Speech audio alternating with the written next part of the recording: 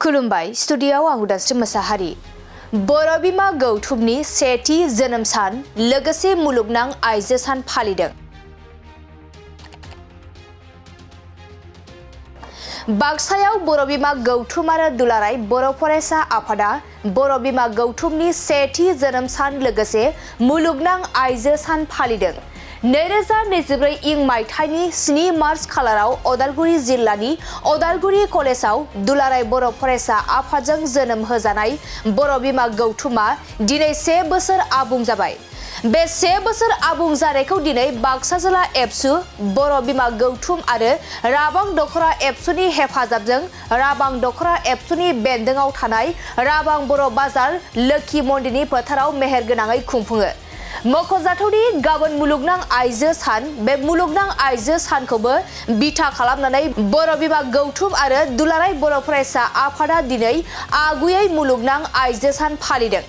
फुंबिलि समाव हाबाफारि बायदियै दुलाराय बर' फरायसा आफादनि गोथार आरज गाबनाय, दुलाराय बर' फरायसा आफादनि गोथार फिरफिरा आरो बड'फाजों लोगोसे बर' माहारिनि थाखाय गावनि जिउखौ बाउसोमलांनाय बिथांमोनखौ गोसोखांनानै मुंख्लंफोरनि मुसुखायाव बिबार बावनाय हाबाफारिया जालाङो। बिबार बावजेनगिरि आलासि महरै बाहागो लाफैनानै हाबाफारिखौ मावफुंनानै होयो 22 नं कख्लाबारि बियाबनि एमएलए मन्टु बर' बिथाङा। आरो मुंख्लंफोरनि गोसोखां खाम्फायाव जेवारि फोजोंजेनो आरो बिबार बावजेनो बर' बिमा गौथुमनि गाहाय लेंथुमगिरि लीला बसुमतारी बिथाङा। बिनि अनगायैबो दावगाथायारि मावनाय, आइजो आरो सोलायनाय आयदाखौ लानानै गेवलां सावरायनाय हाबाफारि जायो आरो बे हाबाफारिखौ बेखेवनानै होयो मिरु एबसुनि गाहाय नेहाथारि कनिन्द्र बसुमतारी बिथाङा। आंनि बियाबाव राबां दख'रा दुलाराय बर' फरायसा आफादनि नैबे राबां बर' बाजाराव बर' बिमा गौथुमनि जि सेथि जोनोम सान फालिनाय आरो लोगोसे गाबोन जानो गोनां जि मुलुगनां आइजो सान फालिनाय हाबाफारि, बे हाबाफारिजों लोब्बा लाखिनानै बेवहाय फालिनाय जादों। थारैनो जोबोद गोजोननाय मोन्दों जे दुलाराय बर' फरायसा आफादनि दैदेनगिरिफोरजों लोगोसे आरो बर' बिमा गौथुमनि मिरुनि गाहाय लेंथुमगिरि बिथांमोनजों लोगोसे आरो जिल्लानि गासैबो आइजो बिथांमोनजों गोबाव समनि उनाव दिनै फिन लोगो मोनलायफिननानै जोबोद गोजोननाय मोन्दों। आं आसा खालामो दिनै जोनोम सानजों लोब्बा लाखिनानै बिथांमोना जाय थांखि आरो नोजोरजों नैबे हाबाफारिखौ लादों आरो दिनैनि सावरायनायाव जिखिनि फिथाइ मोनगोन, बे फिथाइनि गेजेरजों जोंनि ओनसोलनि बर' माहारिनि जिखिनि आइजोफोरनि जिखिनि जेंना बा समाजारि थासारिफोरखौ गोरोबफानानै आइजोफोरा बोरैहाय जौगालांनांगौ, बे रांखान्थि बिथिङावनो जा, बे थुनलाइयारि बिथिङावनो जा, बे हारिमु बिथिङावनो जा, बे न'खरनि बिथिङावनो जा, मोनफ्रोमबो बिथिङाव जाहाथे बिथांमोननि थांखि आरो नोजोरा गासैबो बर' माहारिनि न'खर न'खर, बर' माहारिनि आइजोफोरनि गोसो गोरबोआव जाहाथे हाबना थायो, बेखौ आं गिबियाव इसोरनाव आर'ज खालामग्रोबाय। आरो आं आसा खालामो बिथांमोननि गौथुमनि गेजेरजों जोंनि समाजाव गुबुंले जानाय माखासे मानि थासारि, गुबुंले जानाय माखासे मानि थासारि होननानै जों जुदि बुङोबा न'खरनि जिखिनि जेंना, हौवा हिन्जावनि जिखिनि जेंना, गथ' गथाय सेंग्रा सिख्लाफोरनि जिखिनि जेंना, समाजाव एखेबारे सोलिफुनाय जौ जुवा ड्राग्सनि जिखिनि जेंना, बायदिसिना जिखिनि समाजारि जेंनानि थाखाय बिथांमोना सिगाङाव थानानै समाजखौ फोसाबनायनि थाखाय अरायसमबो आवगायबोयो। आं बेखौ खावलायनायजों लोगोसे आं आसा खालामो बिथांमोननि जिखिनि सेथि जोनोम सान फालिनाय, बे सेथि जोनोम सानखौ बोसोरफ्रोमबो जाहाथे जों अरायसमबो समाजाव हाबसोना थानानै, आइजोफोरनि गोसो गोरबोआव हाबसोना थानानै अरायसमबो जोनोम सानखौ जों फालिलांबाय थानो हायो, बेखौ आं मिजिंथिबाय। गोजोन्थों। थारैनो नंमारगौ, बर' हारिनिल' नङा, इयो गासै बुहुम नाङैनो, गासै भारत नाङैनो, गासै बड'लेण्ड नाङैनो आइजो माहारिनि जिखिनि ससियेल मिडियायाव ओंखारनाय जिखिनि जेंना, बे जेंनाखौ जों खालि बर' बिमा गौथुमखौल' दाय होननानै बा बिथांमोनखौल' मावजानो लुगैनाया जोंनि थाखाय एसे उसुबिदा जागोन होननानै आं सानो। बेफोरबायदि जेंनानि थाखाय बर' बिमा गौथुमाथ' मावनांगोनानो आरो बिथांमोना मावखादोंबो। दाखालि बावैसो बिथांमोना क'क्राझाराव जिखिनि हाबाफारि लानानै मावबाय, बिनि थाखाय बिथांमोनखौ आं साबायखर होदो। आरो बिनि अनगायैबो जों राजनितियाव थानाय बिथांमोनाबो समाजारि आफादफोर, बर' थुनलाइ आफादानो जा, दुलाराय बर' फरायसा आफादानो जा, अन्य जिखिनि समाजारि आफाद आरो समाजाव थानाय माखासे समाजारि जिखिनि समाज आफादफोर आरो बै जाय जायगानि जिखिनि सुबुंफोर बा मेलेमजिबि सुबुंफोर, बिथांमोनाबो बयबो जमायै बाहागो लालायनानै नैफोरबायदि समाजारि बिजोङाव जिखिनि ओंखारनाय, बे ओंखारनायखौ खिन्थु आं आइजोखौल' होनो लुगैयाखै। बे आइजोनि अनगायैबो गुबुन गुबुन थासारिफ्रा जोंनियाव जों मोगा मोगि जानायखौ जों मोनो बा मोनबाय थायो। ओंखायनो आं सानो आइजोखौल' थोंजों बुङाबासिनो समाजारि बिथिङाव जिखिनि गाज्रि थासारि ओंखारनाय दहाय आं एसे सिगाङाव जौ जुवानि अनगायैबो बाथ्राखौ बुंनो नागिरदों दा बिदि बिथिङाव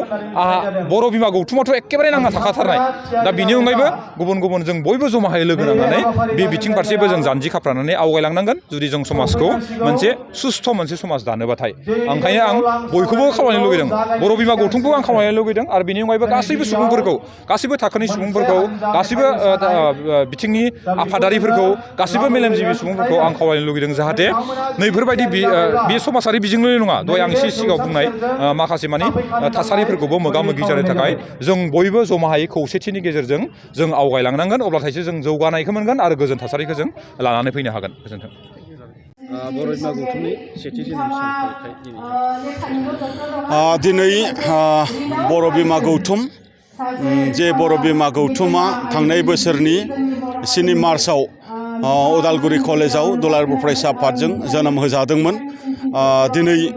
2 तारिखआ बर' बिमा गौथुमनि जोनोम सान जिहेतु दा बे जोनोम सानखौनो बा दाफुंनाय सानखौनो बर' बिमा गौथुमा दुलाराय बर' फरायसा आफादनि मदद आरो बाक्सा जिल्ला दुलाराय बर' फरायसा आफादनि मददजों दिनै बे थावनियाव माने गाजा गोमजायै नङाब्लाबो बेखौ थेलेबलेब हिसाबै खुंनाय जादों लोगोसे गाबोन 8 मार्च मुलुगनां आइजो सान बेखौबो सरजाबनानै दिनै बे मुलुगनां आइजो सानखौबो दिनैनि बे सानावनो सिगांग्रोयै बेखौ फालिनाय जादों दा बे मोननैबो सानखौ सरजाबनानै आङो गासै बुहुमनि बर' माने आइजोफोरजों लोगोसे बुहुमनि गासै आइजोफोरनिसिम गाहाम हामलायनाय सिबिनाय आङो बावहरदों आरो आइजो जौगानायनि थाखाय बा आइजो मोनथायनि थाखाय जायफोर आइजोफोरा माने मुंख्लं जालांबाय बिथांमोननिसिम आंनि फारसेनिफ्राय दुलाराय बर' फरायसा आफादनि जानानै खुलुमनाय आङो बावहरदों आरो दाहा आङो बिथांमोननिसिम बावहरदों बिथांमोना जेरावखि थाया मानो गोजोनै माने जायगा मोनथों आङो बेखौनो आङो फोरमायदों दिनै दुलाराय बर' फरायसा आफादा बर' बिमा गौथुम माने जोनोम होनायनि गेजेरजों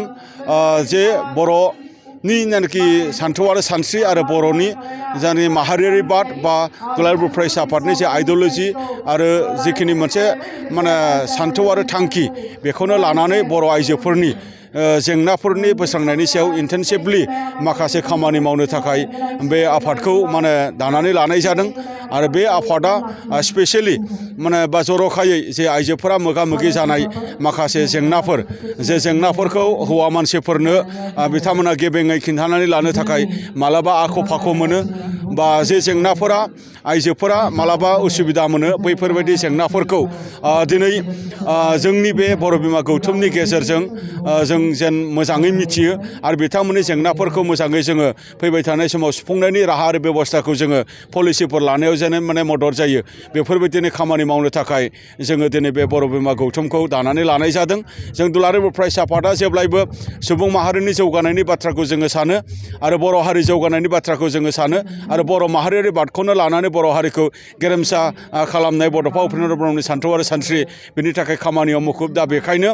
समानै बर' हारिनि हौवा आरो हिन्जाव सोलोंथाइ रांखान्थि बियो जौगानायनि गेजेरजों जे जोंनि हारिखौ जे दाफुंनो नाजानाय जेन बियो मोगथां महराव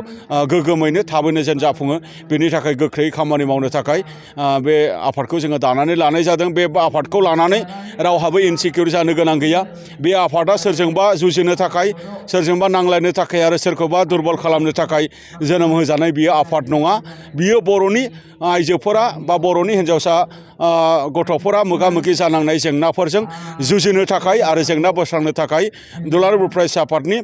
बेन्दोंआवनो जोनोम होजानाय बियो मोनसे आफादसो जेब्लायबो बे आफादा दुलाराय बर' फरायसा आफादनि गाइडेन्स आरो दुलाराय बर' फरायसा आफादनि बोसोन आरो दुलाराय बर' फरायसा आफादनि मोनसे कन्ट्रलावनो बियो खामानि मावलांबाय थागोन दा बेखायनो बे आफादखौ नोंथांमोना मदद होनो हायो आरो बे आफादखौ नोंथांमोना बजबनानै लानो हायो आरो बे आफादनि गेजेरजों नोंथांमोननि ओनसोलाव माने सोलिनाय माखासे जेंनाफोर बे जेंनाफोरखौ बोस्रांनांगौनि थाखाय नोंथांमोना माने मदद लानो हायो आरो नोंथांमोना बिबानगिरि जानोबो थाखाय माने सिगांबोनो हायो आं बेखिनि बाथ्राखौनो दिनैनि नैबे बर' बिमा गौथुम सान आरो मुलुगनां आइजो सान फालिथाय हाबाफारिनि गेजेरजों नोंथांमोना आं मिथिहोयो गोजोन्थों गासैबो बर' रायजो राजाफोरनिसिम आंनि सिबिनाय खुलुमनाय जासिहरबाय दिनै जोंहा 7 मार्च बे 7 मार्चआ जोंनि थाखाय बर' बिमा गौथुमनि सेथि जोनोम सान आरो बे सेथि जोनोम सानखौ जों मुलुगनां आइजो सान गाबोननि 8 मार्च बा 8 मार्चखौ लानानैनो बेखौ लोब्बा लानानै दिनैनि सानखौ जों फालिनो लानाय जाबाय। जोंहा बायदिसिना आइजोफोरनि गेजेराव मावनो लानाय जोंनि जिथु थांखि बे थांखिफोरखौ लानानैनो दिनै जोंहा मोनसे सावराय जथुमबो जागोन आरो बेफोर सावराय जथुमनि गेजेरजों जों गासैबो बर' माहारिनि गेजेराव बेखौनो मेसेज होनो लुबैदों जि जोंनि बर' बिमा गौथुमा बर' आइजोल' नङा, बियो गासैबो बर' जाथिनि थांना थानाय जे थामोनथा रांखान्थि जौगानायानो जा, समाजारि जौगानाय, सोलोंथाइ जौगानाय बायदि बिथिंनि गासैबो हाबाफारियावनो जों बाहागो लाजोबगोन। दुलाराय बर' फरायसा आफादा जिखिनि थांखि एबा नोजोरखौ लानानै बर' बिमा गौथुमखौ दाफुंनानै होदों, बेफोर गासैबो नोजोर थांखिखौ मावफुंनायाव जों जेब्लायबो थियारि आरो जोंनि बे बोसोरसेयाव जोङो फ्राय मावनो नाजाबोदों आरो खायसेखौ जों मावफुंनोबो हादों, नाथाय खायसेफोरा जोंहा आद्राबो जानानै दं। बिनि थाखायनो जों दिनै गासैबो बर' रायजो राजाफोरनिसिम बेखौनो मेसेज होगोन, बर' बिमा गौथुमखौ जाहाथे बयबो अनसायो, बयबो मान होयो, गासै बर' आइजोखौनो बयबो जाहाथे गावनि मोदोमनि मोनसे अंग हिसाबै बयबो अनो मान होयो, बेखौ जोङो जेब्लायबो मिजिंथिगोन। जों मावदों बेखौ जोङो फोस्रावजोबाखै, जोंनि गेजेराव जों खावलायलायनाय जादों। मानो होननानै बुङोब्ला जोंहा ओरैबायदि जायो, जोंनि माहारिनि गेजेराव माबा मोनसे फिसा जाथाय जायोबानो जों ससियेल मिडियायाव बांद्राय होनानै जों गावजों गावनो गाज्रिखौ जों फोस्रावना लाजोबलायनाय जादों। बिनि सायाव जों ओजोंहाय चिरां जिल्ला, क'क्राझार जिल्ला आरो जों सनितपुर जिल्ला बेफोरावबो जों मावगासिनो दं आरो जोंनि बाक्सायावबो जोङो एसे एनै मावबाय थादों। जायफोर आइजोफोरा फरायनाय गारनानै बायदिसिना माबाफोराव मा होनो हटेलफोराव थांनानै बारफोराव थांनानै जि मोसाबायहैनाय, लोंहैनाय, जाहैनाय बेफोरखौबो जोङो न' थांनानै जोङो बुजायनायनि गेजेरजों जोङो बन्द' खालामनो फ्रायखौनो जों हादों होननानै मिजिंथिदों। आरो बेबायदिनो नोंथांमोना निस्सय मिथिगौबो जानो हागौ बा खायसेफोरा बेफोरखौ फोस्रावजोबाखै मिथिनानैबो जों बादा होलायनाय जादों। चिरांफोराव जाय सिगाङाव जि दावराव जालायबाय दंमोन ससियेल मिडियायाव जि गाज्रि रिल खालामना फोस्रावनाय, बेखौ थारैनो थांनानै बुजायलायनि गेजेरजों जों बेखौ मोजाङाव लाबोनो हादों, रायजो राजानि सेराव निमाहा बिहोनो हादों आरो बेफोरबायदि जाथायखौ सांग्रां लाबोनो थाखायनो दिनै बर' बिमा गौथुमा जानजि खाफ्रादों आरो बेखौ लानानैनो नै थांनाय फेब्रुवारि दानाव जोङो सारा आसामनि बर' मैखोम जायगाफोराव जोङो रेलिबो लानाय जादोंमोन। सोलोंथाइ बिथिङानो जा, आइजो सांग्रांथियानो जा आरो बे गाज्रि रिल बाहायनानै फोस्रावनाय बेफोरनि सायाव सामोल जाथों, बेखौ लानानैनो जोङो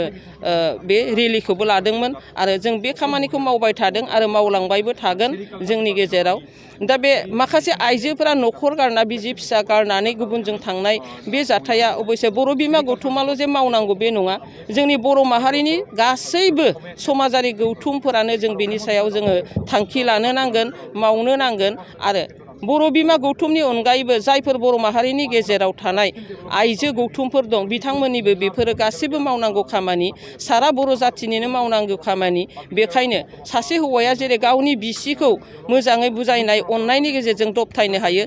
गासैबो बर' माहारिया गासैबो बर' आइजोखौनो जुदि जों अननाय, मान होनाय आरो बुजिलायनाय एबा बुजायलायनायनि गेजेरजों जाहाथे जों गावनि खालामना लानो हायो, बेफोरखौ जोङो जेब्लायबो खावलायबाय थागोन होननानै जोङो दिनैनि गेजेरजों बेखौनो मेसेज होबाय। जिहेतु जोंनि समाजाव आइजोफोरखौ माइनाव गोजोन खालामनांगौ होनना सानो नोंथां?